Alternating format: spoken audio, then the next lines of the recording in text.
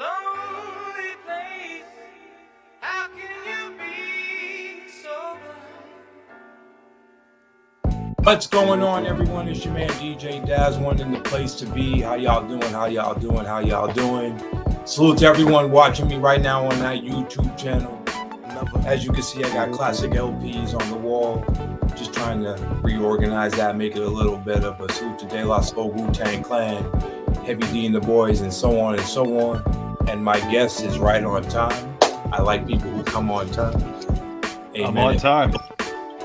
As promoters should be. Word up.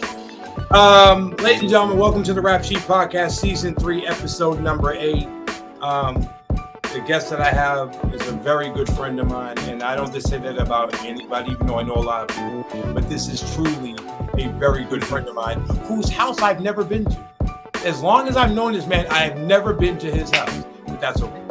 That's all right. Next time I come to Boston, I'll have to come and stop by the home and hang out with you. But professionally speaking, this man has been one of the most favored promoters in not only hip-hop history, but in the city of Boston, where it's hard to get a show due to politics and whatever other roadblock that usually comes our way for us hip-hop heads. But since 2004, this man has brought quality acts to the city of Boston. Everyone from the underground level to the mainstream level and everybody in between. For those that were there at the Middle East recently on March 16th, we got to see the 20-year anniversary of the world-famous Little Brother. The show was amazing. Salute to Fontaine, rapper Big Pooh. Because of this man, we've got to see Little Brother and Royce the 5'9" and, oh boy, KRS-One and Slaughterhouse and so many other great acts. And he had DJ Premier and Pete Rock live on the same stage. For those that were there for that, it was a wonderful, wonderful, wonderful show. Ladies and gentlemen, without further ado, my brother, your brother, the one and only, Ned from Leedz Edutainment. What's going on, man? How you doing? Yes, sir. Yes, sir. I was trying to get the applause meter, but I couldn't find it. It's all good. I settled for the manual one. Salute. How you doing, my brother? How's everything? Good. How are you? I can safely say I'm doing okay. Marriage is right around the corner. In about 4 months, something like that. So I'm looking forward to that. Before we get into anything, I just want to congratulate you on what has it been 15 years of sobriety now? How long? 14. 14. Congratulations to that. I know that was a hard thing to do, but I'm glad you stuck with it, and I hope you continue success with that. But let's go back to the very beginning. For those that don't know, this man was integral in my MC career. That's how far back we go. When I was just an immature, ignorant battle MC that thought he could beat everyone. But Metaphoric. What up, Metaphoric? Yes, those were the days. We first met when you was working in the Prudential Center at a phone company. That's how far. Do you remember that? I used to come pick up tickets from you there. My first question is, when did the promoting bug hit you? And when did you know you wanted to do it in a city, in a region where it's very difficult to book hip hop shows because of all the politics? You being white, probably one of them. But what made you want to stick with this and take it to the level where you are now, 17 years later? Well, I was going to a lot of great shows at the Middle East already. You know, You probably remember all the Metro Concept shows, Detentions shows, Governor Pete's shows. They were throwing some amazing underground hip hop shows at the time at the Middle East. Eminem, The Roots. I mean, trying to think some more names. LP, the whole Jeff Jooks thing. Jeru the Damager, Coco Brothers, Crumb Snatcher, Afu Ra, Black Moon, just about damn near anybody. Black Moon, yes. Bald Head Slick, Guru Project. So like I went to those shows. I lived all the way up in New Hampshire at the time. I was driving all the way to Cambridge, Mass, to go see those shows, and I had gone to big concerts back in the day. Big massive concerts. I saw Biggie Smalls, Method Man, Mobb Deep, and Craig Mack at Providence Civic Center. Method Man didn't end up showing, but I saw all those guys. That was a massive concert. I had been to Rock. What year was that? 95. Was Naughty by Nature at that show too? Genuine? No, because I went to a show in Rhode Island where it was, I think, Biggie's last show before he passed. Around that time. Might have been later. Mine was in 95, summer of 95. So, right. And then I went to a bunch of rock concerts. They were huge. So I didn't know about this like middle ground, like, a place like a club Middle East show. So I went to Middle East and I saw the shows and I was like, yo, this is great. And then, I ended up going to Northeastern University. And they said, get an internship. So I got one with one of the companies, Metro Concepts. And they were promoting shows. And I was young at the time. I was going out a lot. And I really wanted to try to make that work. So I just dove in. They ended up stopped doing shows. And I just dove in. And I was really the only one really willing to do it at that time. All the other guys I mentioned stopped. So I was the only one left. And the Middle East needed my help and club. And here we are. Yeah. 20 years later. Here we are. And again, the list of people you have brought is just like a who's who. Sean Price, Lupe Fiasco, Action Bronson, the Ghetto Boys, Big Sean, Premier, Joey Badass, just to name a few. In the early stages, I would hear a lot of people say a lot of things about, she's like, he's making us sell tickets. Why we have to sell tickets? Where are the artists? We shouldn't have to sell tickets. He should have the place sold out for us. I'm like, y'all don't understand the politics. Like, if you're an MC in a city and you've been doing it for a while, you should have a set fan base that is willing to come out to the shows that you do. If you don't have a fan base, then why should the promoter even give you an opportunity? But here's a guy willing to open up the door for you that you probably have never done a stage on this magnitude, and all you gotta do is sell tickets. Just take it back to your hood and be like, look, I got tickets, $15, come out and see me perform. It really shouldn't be that hard. What was the flack that you got from a lot of artists that was like, yo, I gotta sell tickets? Like, how did you deal with that feedback? Because I know it happened a lot. I didn't care. I sold tickets whenever I had something. But for those that complained about it, what was your feedback to them, and how did you deal with that early onslaught of negativity? Yeah, it was a tough one. It was a tough one, and the pre-selling tickets thing, which was a hot topic, really. Yeah. It was, depending which way you looked at it, it could go either way. It was like, it's one of those topics. What I was doing was I was requiring opening acts to sell a certain amount of tickets. Now, this only came into place after I had lost my shirt promoting shows without doing it. And so it got to the point where the hip hop headliners were very expensive, so it was very risky.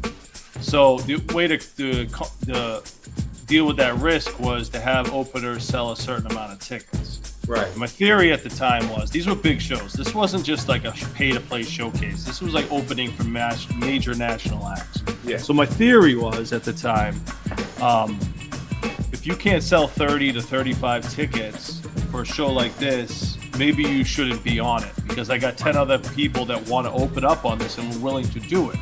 Right. So that was my business theory, and it worked as a business-wise. But what I do understand, over time, and I didn't love the fact I had to do it. Trust me, I would have rather not have had to do it. But it was only out of pure necessity, because the shows would have failed. I would have been out of business years ago had I not done it. As an independent promoter, not just for someone who works for the club, talent buyer. So, like, it was hard to deal with the negative, and I didn't have the best approach back then. I will admit it. I was young, I was drinking a lot. I had a bigger ego back then, so I was just kind of like, if I felt like I had to defend myself, I got nasty. You know what I mean? Yeah. And there were times where we got big arguments, but there were also times where people I totally understand this, that, and the third. And then eventually, as I ended up getting promoted to general manager of the Middle East nightclub, and I made enough money doing that I said, you know what, I'm not gonna have artists sell tickets anymore. Okay. I'm just gonna curate these shows the way I want to do it, which is the way I always wanted to do it, and I did that for the last 2 years, and I've never done a selling ticket thing again. because it was just like at the end of the day, it was like this one thing everybody held over my head. It was like, yeah, it's cool, but he makes people sell tickets. It's like I was just known as the pay-to-play guy, and I didn't. There was much more to me than that. And I also didn't understand the role of a promoter as far as like being a part of the hip-hop community. Like, I understood it, but I didn't understand how crucial it was to be helping out the local scene more and pushing talented artists to necessarily. I understood the flip side. Like, sometimes someone with a lot of talent, really good, might not be able to sell all those tickets and deserves a shot. So it's like, that's kind of what I wanted to go back to. And I just kind of put it back on the skills and what, like, I talent that I thought was good. And I try to be diplomatic, but it's hard being diplomatic in a city that's undeveloped, that doesn't have a lot of options. So you just become a scapegoat for any type of negativity that comes your way. And I understand that now, but I nowadays I just, like, I'm not really booking my own shows these days, so I don't really deal with it. But I just, nowadays I try to make sure everybody gets paid, no one's selling tickets on my shows, and we just have a good night. You know what I mean? Good vibes, good hip hop all around. Yeah, absolutely. For those that are just now tuning in, whether you're watching here or on YouTube, we got Mr. Welberry, CEO of Leedz Edutainment, probably the last New England-based promotion company left. Not to disrespect anybody else, but here you are, the last team standing. Let's go back to a time when we had many venues. We had the Western Front. We had Bill's Bar. We had, please help me out if I forget. We had Who's On First. What else? Please name something. We had the Milky Way. Which is the Milky Way still around? It moved, it wasn't doing it. It's been around. I think it might have just went down recently, but it wasn't doing live shows. Yep. It wasn't doing live shows anymore, but because it moved locations and didn't have a good enough stage. It was Harper's Ferry, which was open to independent promoters at the time, which is now Bright Music Hall, which is strictly live. Harper's Ferry. Forgot about that. What is there? There was Johnny D's, Church, McGann's. McGann's was there. Yeah. Let's not talk about that one. Yes. Shout to the Prophet wherever you are. Yes, right. Yes.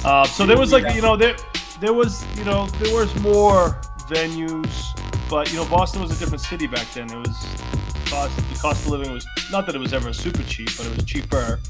And a venue is a tough business plan. So it's not for everybody. Not everybody can sustain doing live music. So it takes a certain thing. But unfortunately, no, there isn't as many venues these days, unfortunately. I mentioned all those venues because I wanted to ask, when you're promoting a show, do you figure out which artists can be a good fit for certain venues? Like, how did you figure out which artists could do well in certain environments? How did you orchestrate all of that? Well, that's just kind of where your skill set comes in as a promoter. You have to be able to gauge an artist on what they are going to bring in. And there's a bunch of ways of doing it. The biggest one is previous show history. So if you have any show history of what someone did for numbers last time they were here, you can look that up and use that. It's tough other than that. It's kind of like you just kind of have to kind of get a temperature gauge of how big the artist is and just kind of make a rough guesstimate. Which isn't always easy. No. Because if you like the artist, if you're really a fan of the artist, you might think it's bigger. If you're not a fan of the artist, you might think it's smaller. Either way, you can get in trouble. Yeah, that is definitely true. That is definitely true. I'm just making up the questions as I go along because I had to leave work late, so I didn't have time to really put a blueprint together of what to ask. But I've known you so well, so it'll just flow naturally. Absolutely. There have been a plethora of artists that you have brought to the city of Boston that just turned instant groupie many times. And I've told you I would always frequent the Middle East website to see who was coming next, because you would always bring somebody that was just worthy. Not be, and I hate using the word groupie, but it's just like they've never been to this city and if they did, I must have missed them. So I can't miss this one. One of the best shows that I still remember two good shows I still remember to this day. P Rock and CL's Mecca and the Soul Brother anniversary show with Camp Lo opening was just sold out audience, man. Like I had to, and this is when I said I need at least 50 tickets. And I told everybody and their grandmother I have these tickets, $20. It was $20, and nobody seemed to buy it. And then the last minute, as soon as I already gave you the tickets I sold and we exchanged whatever, and I went to buy it, then everyone's like, yo, you still got them? I'm like, dude, the tickets are gone. The place is sold out. Why did you wait till the last minute? Man, you can't get me in. I'm like, dude, I hit you like 3-4 weeks ago. I was like, when you get paid, just reach out to me. I'll even set aside the tickets that if anyone else tries to reach out, be like, nope, they're already gone because I know X, Y, and Z is coming, and you jump. You missed the ball, and I had so many people that were just upset at me. I'm like, well, the next time this happens, don't sleep on it. So, anyway, I'm going off track, but that show, and then I remember what was his name? Ski Beats and Mobb Deep came, and then that show was even more flawless than the Pete Rock and CL one. But then it was kind of a somber moment because then Prodigy died not that long ago after. What was your best show that you've ever done? What's the show that when this is all said and done and you look back, what was the show that you want to be best remembered for, or where you had the best time? I don't think there's one. I don't think I can name one. Pick five. I'll name ones that come to mind. Pete Rock, CL Smooth was a great show. Yes. Pete Rock versus DJ Premier show. That was like, two of my favorite hip hop producers on the same stage, battling each other with each other's songs. I did that twice. First one was the great one. Ghetto Boys reunion. Rest in peace, Bushwick Bill. That was an incredible show. It was just incredible. Scarface solo show when DMX made a surprise visit on stage. Wow. That was crazy. DMX and Swizz Beatz just randomly came through, just showed up, and DMX performed like 3 songs. Nice. Let's see, what else do we have? Let me think. It's always hard to think for me.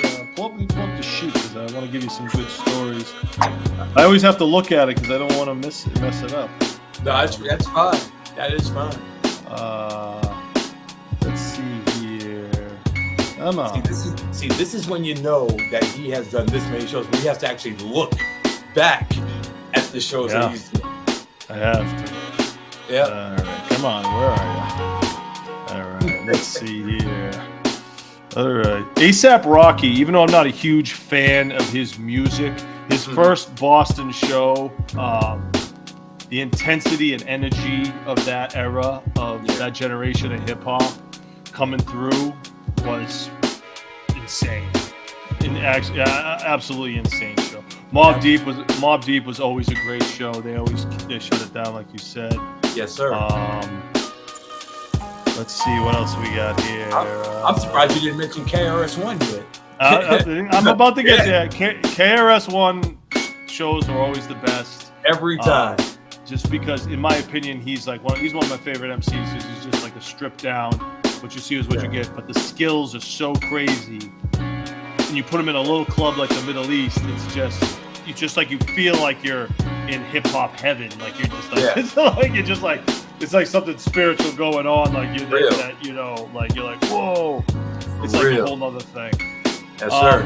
I did a Slain and Ill Bill show where Everlast just showed up randomly when they were just starting with Coca Nostra, and that was a big moment for Boston. That was incredible. Immortal Technique shows, always the energy at an Immortal Technique show is insane. Absolutely. Bone Thugs and Harmony at the Middle East was a great show. I mean, think of those songs being performed at the Middle East. I mean, just think about that alone. Absolutely.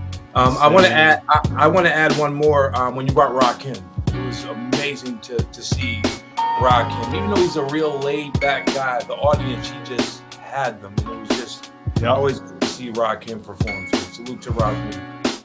J Electronica. I'll just say the J Electronica show. I mean, this guy was just like doing his set a cappella. He'd start rapping and then stop it and then do a cappella, jump in the crowd and just do a cappella. Wow. Like with the crowd going nuts, jumping all over the place. I mean, that was one of the craziest. I've never seen anyone do a set like that. Amen and amen and amen and amen. So a lot of good stuff. Yeah. Many more too. Many more. Oh yeah, you are far from done. I just saw the some of the footage from the nonfiction show just recently. So salute to nonfiction. Absolutely. All day. So I know that was a huge success. Aside from the concert promoting and all that, you also started a label. I always made music. Uh-huh. My whole career, I always made music. Right. From the beginning of it, I was a mixtape DJ before I was a promoter. And before I was a mixtape, you were a DJ. Yeah, that's what I was. And before I was a DJ, I was just a mixtape curator on my boombox double tape thing. You know what I mean? The CD boom bap. I put together mixtapes just with the pause and the recorded pause. Shout out to the pause mix. Yes, sir. Right. So that was always kind of like, that was like my first step. And then I became a DJ and I rocked a lot of parties in New Hampshire. I didn't want to be just a DJ. I thought that wasn't going to be enough. So I kind of put that aside and became a promoter. And I was, like I said, I was more of like a mixtape DJ than a club DJ. I didn't really like playing that kind of music in the club. You're just playing hits and what people are going to dance to. You know, it's not what I listened to. Right. So I was more like doing underground mixtapes. I was selling them on undergroundhiphop.com. So I was always doing that. So then the evolution of that was, once I got engulfed in the local hip hop scene, was to start putting together compilations and more mixtapes with them and making exclusive music. Yeah. So I just started doing that, and I started to put out my first album in 2009, Mass Movements, which was an album. And I had artists I managed. I managed like Black Medine, Right Hook, Amadeus the Stampede. I had, I did a little management for Slane in the beginning of his career. I did his first two mixtapes. So it was always a part of me. It's always what I'd rather be doing. It's just that shit didn't make it. Especially back then, before streaming, and then it was hard to even make anything. You'd have to put it out, you'd spend money and all this stuff to make the music, print it up, press it up, and all that other stuff, just to give it away for free to someone to listen to.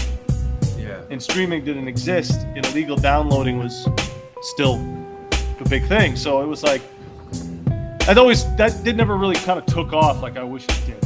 You know what I mean? And now, luckily with streaming, even though it doesn't pay well, we're at least allowed to get our music to more people. So I've been, if it was up to me, that's all I would do.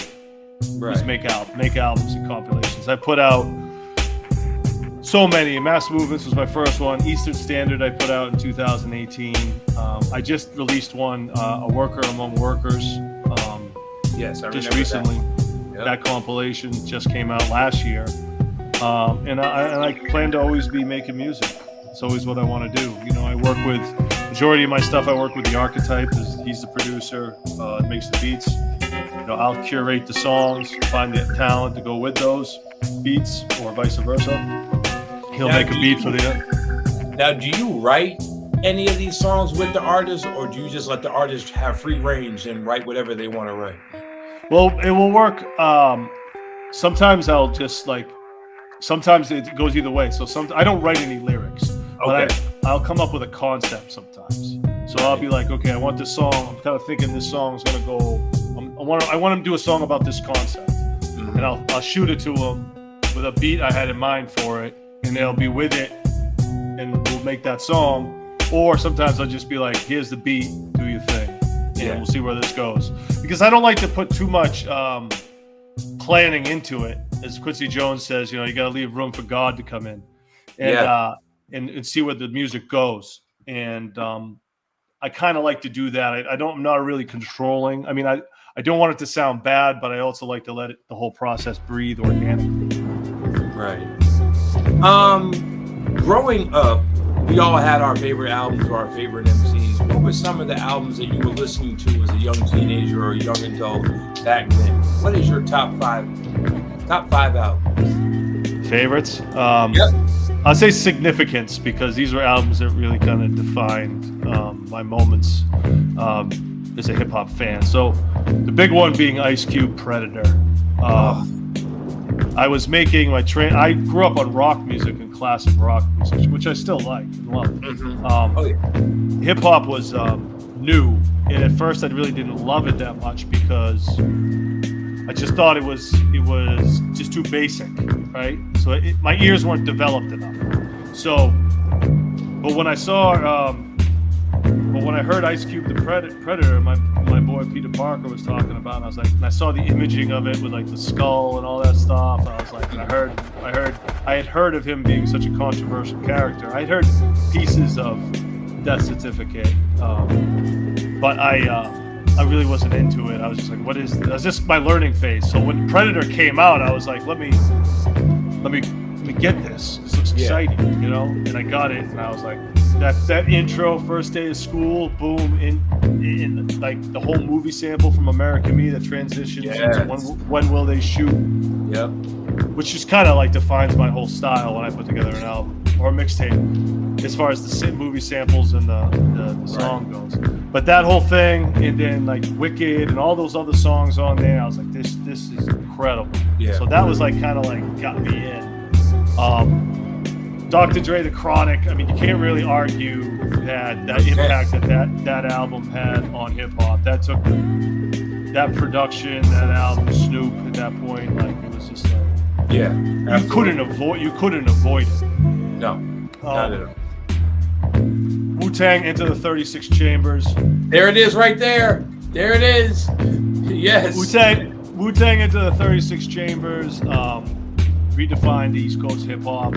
Yeah. Got me back into a state where I just loved that sound. You know what I mean? And those MCs and everything that Wu-Tang did from 1993 to 1997, in my opinion, is some of the best hip hop I ever experienced. Absolutely. But 36 Chambers is the one that sets it off. It's a flawless album. Gangstar, Hard to Earn, which is behind me. Yeah, I gotta get mine. Yes. That album, my introduction to DJ Premier, in hearing Guru for the first time, even though they had been around for a while. I grew up in the suburbs, so like you didn't hear everything instantly. Right. That album, the lyrics, Guru's lyrics mixed with the production, it's the most die-hard hip-hop album I think anyone could ever hear. That one right there. And then I'm going to have to say, I'll go back. I'm going to have to, favorite, I'm going to have to say Moment of Truth, Gangstar Moment of Truth ahead, because I just think that that's hip-hop scripture, and that, that you can't really, where Guru was at personally and where he was going through at that time, and Premier's elevation of where he took his beats at that point, that is just an amazing album. And I'll just say honorable mention: Public Enemy, Takes a Nation, a Million to Hold Us Back. Was the first CD. Look, there it is. So that album, Bring the Noise. I forgot to mention this. Public Enemy, Apocalypse 91 too, arguably. But if there's no Apocalypse 91 Bring the Noise remix without the original Bring the Noise. So I'm gonna have to give it up for Takes a Nation, a Million. It was actually the first CD I bought. I had tapes before that, but that was the first CD, and I played the shit out of that. And there's just so many classic Chuck D lines, and the message at that time. It's just such a powerful piece of work. So yeah, those would be my top 6. Salute to the Bomb Squad for that album. Oops, hold on 1 second. It's just memorable beyond any imagination. You all right? Hold on, my phone went crazy. Oh, okay. You're still here, so everything is fine. Uh-oh. Oh no. What the heck is going on? Uh-oh. We're live, ladies and gentlemen. This is what happens on a live show, so just bear with us. Are you No? Jeez, your commercial just came on. My commercial just came some on. Some weird commercial just came on in the middle of this thing. Oh, that is weird. Anyways. Okay. Well, I'll have to fix that later because I think it had to do with my phone. Someone called me and I don't know, whatever. What was the question? Moving on. Nothing yet. I was just saying salute to the Bomb Squad who did the production for It Takes a Nation of Millions. I think that they were ahead of their time, and it's still very hard to find another album from start to finish that impacted the culture the way that album did. So salute to Rick Rubin and Keith Shockley and Hank Shockley and Chuck and Flav and Terminator X and everybody that had a hand in that album. If you're just now checking this out, we got Mr. Welberry, CEO of Leedz Edutainment, a big-time conglomerate that does everything from production to shows to marketing to promotion to everything. You've been a student of hip-hop for a long time, just about long as I've had. 30 Do you years. think we're in a good place now as to maybe where we were 10, 15 years ago, or do we still have a lot of work left to do? What are your thoughts on that? I mean, musically, with the whole streaming and stuff, I think we're in a good place because I tell you, it was a lot harder 10, 15 years ago to get your music out as an independent artist. I'll tell you right now. So that alone, boom. The type of hip hop that's out, it's that's all personal taste, so I can't really make a judgment on that. Yeah. This type of stuff we listen to, grew up on, that sound isn't the mainstream sound. Boom bap in particular. But it can be done well, and it's still being done. It's just not on. It's just hard to. It's a hard game, Not everybody makes it, and it's. But I think overall, if you love making music, you can somehow, you give it what you got, you can have a platform. So I think we're in a good place. I believe we're in a good place. We might not make as much money as we wanted to, or technically should, and it's very hard to make a living in this. But you just because you can't make a living doing music doesn't mean you can't go make a living doing something else and do this on the side. However you choose to participate in the hip hop culture. That is so, correct. I think we're in a good place overall. I mean, anyone can make hip hop music and put it out there and has a chance. Absolutely. What do you? And I'm sure you've met many up and coming MCs, producers, people that want to start a business. What kind of advice would you give to someone watching right now that wants to get into this field? What would be some of the jewels you'd give that person or persons? Work as hard as you can. Give it all you got. You know what I mean? Don't do anything half-assed. No half measures will reveal nothing. Right. Don't be afraid to listen to people with experience. Don't let don't think you have all. Know what you know what you don't know, and what you don't know, ask for help. Right. Ask for guidance. Be respectful. Honor your relationships. The business can get screwy, but the relationship is more important. So you never want to leave a bridge burned. Trust me, I've burned a lot, made a lot of mistakes. We all have. Yeah, but you keep the relationships going because one person in your favor that says one thing at the right time could benefit you a lot. So you never know. So you treat everybody with respect. I don't care if it's the headliner or the guy that's cleaning up the club at the end of the night. They all get respect. Equal respect. Yes. This part of the show is dedicated to Talib Kweli. Anyone that was there that night will really take heed the word of respect. I still couldn't believe that happened. Like, let me explain our history to those that are tuned in. I have hosted a plethora of this man's show. Yes, you have. And I have never, in the many shows that I've hosted, which is a good amount, I've never seen nothing like. For those that saw the Talib Kweli show when he came, I know he's been there multiple times, and many times I've seen him in the past. He would just come do his thing, and everyone had a great time. But this one particular time, somehow, some way, he decided to just air out the sound guy It was, Yes. On this. Right. So he got upset at the sound guy because he couldn't get the sound right and didn't show up to sound check. And so mouthing off to the sound guy. Some sound guys, as you know, are jaded, mouth back. And Talib ran off the stage, threatened not to go back on. I had to defuse the whole thing.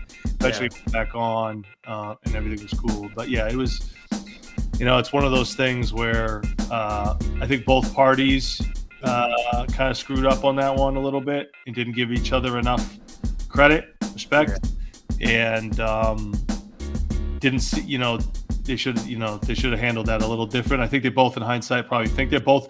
I've dealt with both of those people outside of that incident, and they're both decent people. So, sometimes people just have a bad night. I think we saw that. I think but you never want to lose your cool like that. No, sold out crowd. I brought that up because, for those that don't see the behind the scenes or things of that nature, sometimes shows can turn left from the unlikeliest of sources. For anyone who knows Talib's music, it is nothing like what that night was. He's a very powerful MC. Shout out to Black Star. I think that was still one of the best albums from the Raucous era that I just totally loved. So for me to see that as a fan kind of made me lose a little favor with him. I'm like, really, dude? Like, come on. So if I had the chance to speak to him, I would have just said, man, that he probably would have punched me in my face. I probably just fell back from it. But yeah, that really was just like, wow. But let's get out of that and let's talk about like MOP and the energy they bring to the great show. shows. Yes, great shows. Fabulous shows. One of the shows that I have waited for you to bring. I've constantly said, can you bring Naughty by Nature? I have asked this to see Tretch in that setting at the Middle East would just be like, it would be the same feel as when Pete Rock and CL came. Who is someone that you have not brought to the city of New England on a personal or professional note that you would love to do a show with, and why?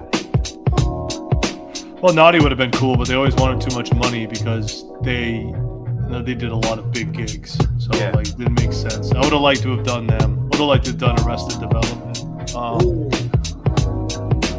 Obviously, the big boys. I would have wanted to do Eminem, Jay-Z, Nas, and all that. Those. I didn't have the options to do big stuff like that. Yeah. I did do stuff at the Palladium with Soul. Party next door. You did Kanye West. I didn't do Kanye West. Kanye would have been cool. No. I know you did Wu-Tang though. I did promote Wu-Tang. I didn't book it, but I promoted it. I would have liked to have done a RZA solo show. I had that booked once, but then it got canceled. That would have been nice. One of my favorites. Who else do we got left? I did. There's got to be someone left that you have. Yet, have you? I'm just gonna name some names. And I would have liked to have done De La. I was gonna say that for the end of this conversation, but I almost had De La. Who else? Have you ever brought Souls of Mischief? I know you brought Black Alicious one time to Sony. I did do Souls of Mischief. Okay. I did Black Alicious. Rest in peace. I did Cyanide. Rest in peace.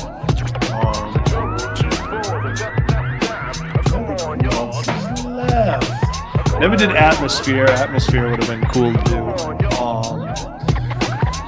What about Fabulous? Because I know you've done a lot of. Never did Fabulous. That would have been nice. Yeah. Yeah, absolutely. I think. Go ahead. Redman. I was gonna say Redman. Red and Meth. I did Red. I promoted a Red and Meth show. Yeah. Okay. Yep. I think. Trying to think. I never did Guru. I wish I could have done Guru and Gangstar. Yeah. I've done a premiere though. That was amazing. That's cool. Yeah, absolutely. You can always bring Primo. I would have always wanted to do Big Daddy Kane. That never happened. Nice. Big Daddy Kane never happened. Did you ever do Master Ace? I am interviewing him next month, so definitely see Master Ace. I'm a fan of this art form. It's a lot different than it was when I was fully active in it. You ever gonna bring back battles? It's a different thing now. Like when we were doing them, when you were in them and judging them and participating, the freestyle battle was still prevalent. We were kind of doing it in a phase where it was kind of fizzling out, though. When we were doing it, but it resurged with the premeditative written style. Yeah. And that's kind of got its own thing in its own lane. And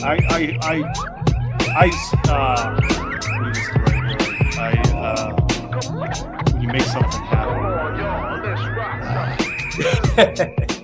I basically booked a few of these King of the Dot battles. Facilitated. Okay. I facilitated a couple of these events, one at the Palladium, one at the Middle East. Mm-hmm. But I didn't. I mean, I helped promote them a little bit, but they booked them and did all the arrangements, and that's kind of where battling is these days. And it's already got people that know what they're doing better. You know, you kind of have to have you got to be known for that. And you have its own little subculture. But you were known for it, though. Like, I did it on a small level, but you got to remember, by the time I was deciding to do battles, it kind of fizzled out from the whole 8. Because you got to remember when 8 Mile came out. You remember how many battles there were back then? Yeah. It's a battle every other week. And there were great MCs too, like Pat G and Mayhem, and who was the guy that De Niro? Shout out to De Niro. So many. I think that's a little later. That's a little later. Pat G. Oh no, I'm thinking Pat Stay. You're right. Pat G. Who's the other one? Yeah. I said Mayhem from EMS. Pinero. Yeah. There was so many great. Pat G. Yeah. Ape shit. Yeah. Ape shit. All the guys in the camp. Deese. Yes. Well, I still think Deese is one of the best battle rappers in the absolutely. In the area, but he just don't really like doing premeditated. But yeah, I mean, if I had done it a little earlier, maybe would have done better. But you know, people I think were done with they weren't really into battling anymore. I couldn't get anybody, because everybody with a status or had a career, they didn't want to do it anymore. Right. Because they were too much of a target on them. It's definitely not the same. Just a couple more questions, and I know you've got a lot of stuff on the plate. We want to definitely know what you got coming up. I'm here, brother. But over the years, we've lost a lot of very impactful contributors to our culture. Most recently, Dave from De La Soul. The loss of someone as big as Dave, and what De La Soul brought to the table, because they were a departure from the hardcoreness of a Wu-Tang Clan or a Mobb Deep or a Kool G Rap and DJ Polo, but yet what them and the Native Tongues did was really carve out a huge piece of history that will still remain strong to this day. When you saw the loss of Dave, what were your first thoughts, and what did De La Soul, just as a fan, do for you, just to elevate the culture that you've been so engulfed in? Just speak on that real quick. Well, I turn on my... Well, you turn on your light, yeah. Yep, because it's getting dark. Yeah, it is. I was going to say, I can't even see you anymore. There we go. You know, De La Soul, I wasn't the hugest De La Soul fan. For some reason, it slipped through the cracks, a lot of it for me. Mm-hmm.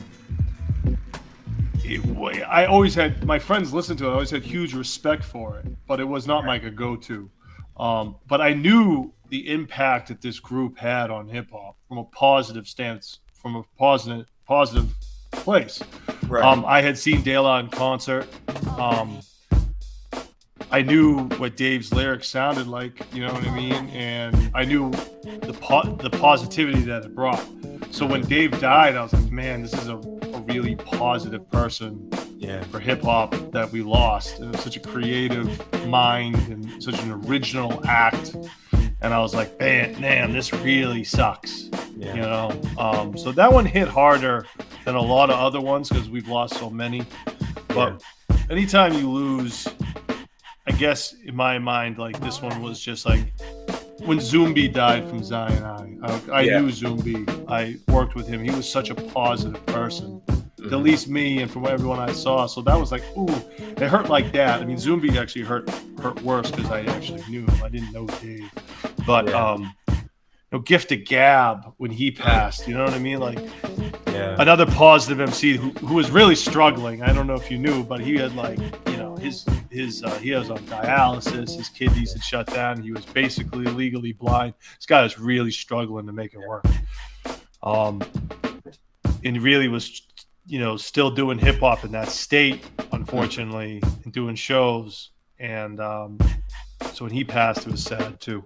Yeah, it's never easy losing anybody. You grow up listening to these people your whole lives. They almost become part of your life.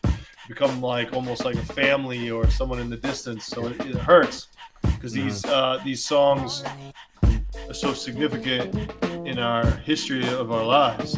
You know, like where were you? Where were you at when you heard De La Soul is Dead? You know what I mean? Like where was I when I listened to Stakes is High? You know what I mean? Like these. It's just memories. It's like you grow up listening to them. You know what I mean? Especially for people that are into it as much as us. So it hurts. It always hurts. I think the most impactful part for me was they was trying to get their music, their masters, and they was going through a huge fight with Tommy Boy, and I felt bad for like Naughty by Nature and House of Pain and anyone else who was on that label who could have been going through the same thing.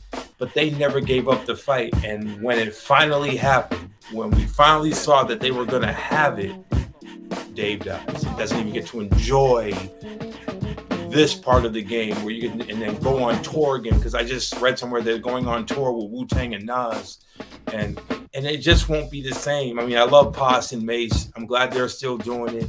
But it just won't be the same now, not knowing that True Boy is not there. It's like watching Havoc on stage without Prodigy. It's just not the same. It's like seeing Chief XL, who I've talked to a few times before Gab died, because he told me everything that was going on with him. Thank you for that relationship, because without them, I wouldn't have got to meet them. But it's just not the same anymore. It's just... Well, it's not the same, but it's at least something. Yeah. Because if it's better than nothing. Right. And, Pos comes out on a stage with Nas and Wu-Tang and does some De La Soul songs. It's better than nothing. You know what I mean? So, and I always said that about cover bands too, like, because, cover bands, they used to always give us such a hard time to. But then I was like, when I saw it, I was like, you know what? These people are dead. This is the only way you're going to hear this music live, a lot of it, or you're never going to hear it because their band's not together. So, shit. Right. That's the only way you can hear it live because the cover band's going to do it. Do it. More power to you. Let's see what happens. And I've seen some amazing cover bands that you really wouldn't, if you heard it from a distance, you wouldn't know the difference. Yeah. So, as long as if you get to enjoy the music live. That's always a plus, especially when someone's passed away. Well, speaking of live shows, sir, like you said, you have a lot of shows coming up. So what is next for Leedz Edutainment? You just did the nonfiction show, Salute to Nonfiction. What you got for the spring and for the summer? Who can we look forward to seeing? Well, to be honest, I got the Onyx R.A. the Rugged Man show coming up on April 26th. Also, and local support from NBS, M.Dot, and Don Def. Nice. It's a dope bill locally and nationally. That's at the Middle East on April 26th. Okay. Anything else? Cormega. Oh.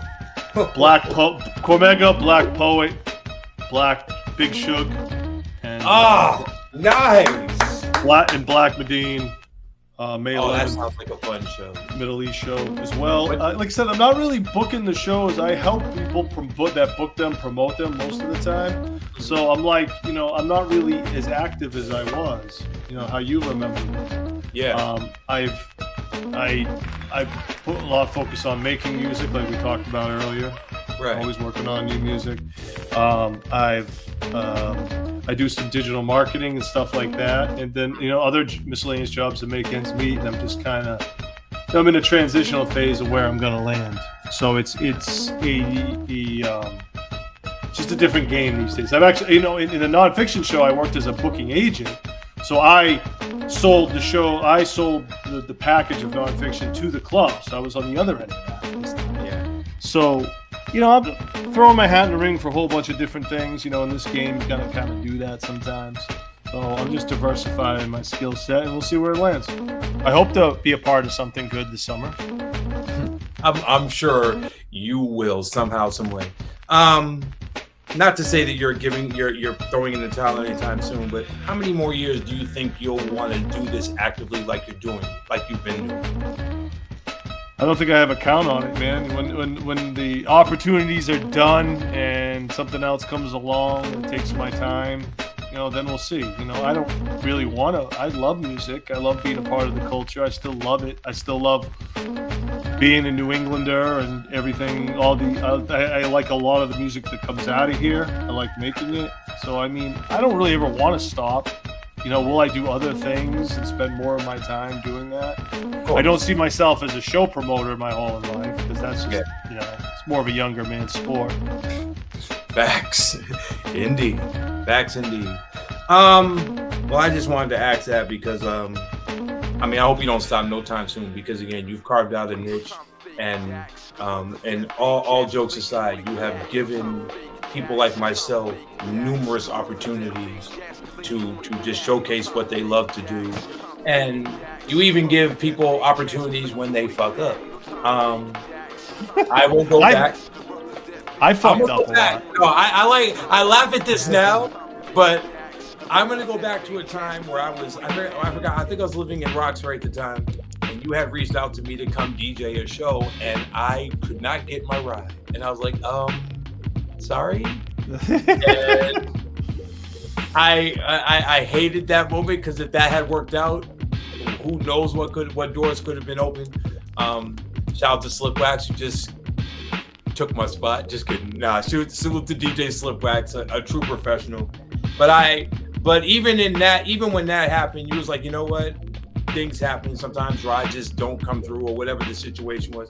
But you didn't close your doors. You still gave me opportunities in other ways to let my light shine. So I always was appreciative of that. And I got flagged. Why are you working with the white man and everything? Like, yo, who cares if he's paid? He's not doing this for any other agenda, but just to push the culture forward. Okay. And that's a good point, because that's all I ever really wanted to do. I needed to make a living doing it, right? Yeah. So hence the ticket selling. That was how I made the living. Right. That was there. But once I found money doing something else, I stopped. But I just wanted to participate. I never really wanted to be someone who ran a whole thing. I never really looked at race or color. To me, it's about what's on the inside, not on the outside. So skin color don't matter to me. It's just we as human beings, we screw up. I've screwed up many times. Yeah, many times, and people have given me second chances, third, fourth, fifth chances. So. I understand the nature of it. I understand, like I said, I understand the community a lot more. I always try to give out opportunities when I could, because that always made me feel better. There's a secret tip for all you people out there. If you help people and don't expect anything else in return, you will feel better. Right. It doesn't always. If you help people because you're trying to get something, that's manipulation. Yes. So when I help people and I enjoyed that, it made me feel good, built on my self-esteem. So exactly. It was something I always really wanted to do. Even when people screwed me, I find it better to forgive and see how we can fix the situation and move on. Some people I couldn't work with, but I tried to keep everybody in the mix as much as I could. I remember. I'll bring up two other things, and then we'll let you know. You can speak on how people can get at you on social media and all that. Sure. I remember when KRS-One came in and he grabbed the mic and said, "When I arrived, the promoter met me at the door." That's how you do business. And for someone like KRS-One to say that in front of a sold-out audience about you, you're like, I'm like, man, I'm just doing what I love. But for someone that legendary to acknowledge that just shows you how professional one person really is, and knowing that he's doing the right thing. For someone of that magnitude to acknowledge that, which was a standout moment. And I hope that was caught on video, because It was. that was one of the most impactful moments I've ever seen. And I'm like, man, because he was saying the same thing I was saying. I'm like, this guy isn't trying to be something that he's not. He's just bringing artists that he either likes or that he knows people want to see. And at the end of the day, he just goes home happy, knowing that he gave everyone in attendance a great show. That was, and that's why I'm not bitter if I don't do it again. You know, like if I'm done promoting shows and when that day comes, I did so many great ones. Yeah. I left it all on the field. You know what I mean? Like, yeah, sure, there's a couple more I could do, but I did more than I ever thought I would have done, and been part of so many great shows. I don't need to do more. You know what I mean? I need to make a living, but I don't need to do more because those ones were so great. And when people like you say that shit to me, and other people come up to me and say, like, these are some of the greatest shows, like, we're going to these shows, it means everything to me. But I was no different than you or these other people saying that, because I was watching the people I love too on stage. Yeah. You know? And yeah, it was a job. Yeah, I didn't watch every set, but I watched a lot of them. And man, it was like such a crazy experience that I'm happy I was able to play a role in facilitating all those great events. Well, and for anybody bitching about selling tickets, I'll tell you that a lot of those great shows would not have happened. Hence, those openers didn't sell tickets, and so we need to salute those openers for selling all those tickets. Yes. And because without them, I would never have been able to do what I did. There wouldn't have been as many. I want to say thank you also, because of some of your shows, I've had relationships with a lot of great people that are in the MC and rap game. And I want to shout out A1 and Tip to Get from Don't Sleep Records. We talk about you a lot. That's how we met. I think when it was for the Rock Him show, if I do believe. Yep. And we're still good friends to this day. And their music is just like, if Raucous were to have a stepchild, it would be Don't Sleep Records in all aspects. What they're doing is wonderful. So salute A1 and Tip the Gift and everybody over there. But for you, as I close out, and I'm going to let you can let people know how they can get at you on social media in a minute. I just want to say thank you for all your contributions. The reason why I did this podcast was to shine the light on creatives who have made impactful contributions to our culture. It's not a black thing. It's not a white thing. It's just a culture thing. And if you're doing it for the right reasons, I want to give this platform to salute people like yourself. So thank you for the 20-something years that you've been doing this, including that incredible Little Brother show that I just was at. It was worth flying into Boston just for that, because I was a security guard at the Middle East when they were supposed to come before COVID hit. So I'm glad that this got to come around. And I got to see this one last time. If Little Brother never comes back, I will be content with what I just saw. But for you, thank you so much for just bringing all of my heroes and even new talent that I never knew about that could be assembled on one stage. Just thank you from the bottom of my heart. Thank you so much for everything that you've done for me, allowing me to host these crazy shows. Took over for Sammy when he was there. I'm glad that I got to be there at the right time just to add my contributions to it. You earned it, brother. You know, I didn't just, like, I want to help everybody, but you earned it. Like, I didn't give people, if I didn't think that you were working hard and, cared as much as you did, I wouldn't have helped you out as much as I could. You know what I'm saying? It's not that I won't help somebody that asked me, but, like, you put in the work too. Yeah. You know what I mean? And your participation in the Boston hip hop scene is key as well. Thank you so much for that. So in closing, let people know how they can find you on social media, all that good stuff. Floor is yours. Leedz.edutainment.com. That's Leedz, edutainment, just like entertainment, but edutainment, like the KRS-One album. KRS-One. Leedz Edutainment. And then social media is at Leedz EDU. You can hit me up. You can hit me up on all that good stuff.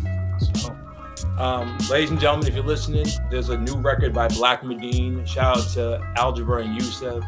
And they did a record with one of my favorites, Jeru the Damager. I'm forgetting the name of the record right now. It's the Food for Thought, Kane Major remix. And that's out right now. Salute. So get that. Salute to Still Gold, Mo Pope, and The Archetype. Go get that album if you haven't got it yet. And if for those of you that always want to know the new records to listen to, not the ones on the radio, get on this man's Instagram and look at his Leedz list, because I look at this list all the time and I'm like, okay, I need to hear this record. I need to hear that. You don't have to share with the open public, but I may ask you this in private. Where do you get these songs sent to you, or you just look them up and just happen to hear them? How do you curate this list every week? How you do? All right, good question. Okay, so the Leedz list, I'm glad you brought that up because I forgot to mention that. Leedz list is a Spotify playlist of hip hop that I update weekly with new hip hop, and as well as throw in some throwback classics. So classic stuff. Mix the classic with the new, which I think is the best format that you can do, that you can have, right? So all I do is I follow the artists I like on Spotify. Okay, and they notify me. Spotify notifies me when there's new music out under release radar. So when you follow everybody, they'll notify you when a new song's out, and then you can just look through your release radar and you'll see it. Other blogs like hiphopbootleggers.com, I'll look at that. Two Dope Boys I still look at, and then check the new releases in Spotify, and and then just. Some people will send me joints. So, a lot of it's from the locals I know out here, and that's kind of how I do it. It's not rocket science. It just takes a little bit of time. Right. That's the Leedz list on Spotify. Yeah, definitely take a look at that. I look at it all the time, and I'm like, all right. Thank you. Listen to this. Yeah. One last question. As a former MC, I know what I brought to the table. I didn't do a whole lot of cursing. I believe in just telling honest stories. We tried to show a little bit of flavor and everything. When you're working with artists, whether they're local or not local, what is some of the criteria you look for the artist to be on your stuff? MCs? Yeah, or any artist for that matter, but mostly MCs. Like, what criteria do you look for?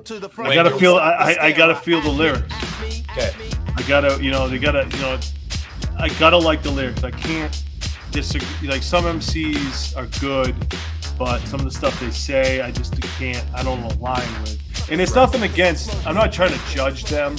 When I'm making my own compilation that represents me, I have to be particular with MCs that represent what I'm thinking and what I'm about. You know what I mean? Not stuff that isn't. Because I'm trying to put through a decent message that I believe in.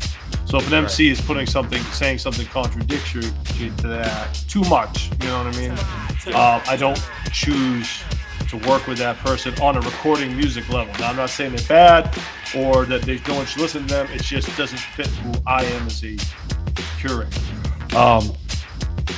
What they say and how they deliver it are really the two things, and that's kind of really my criteria, because the beats, obviously their beats matter, but when I'm making something my own, the beat doesn't necessarily matter.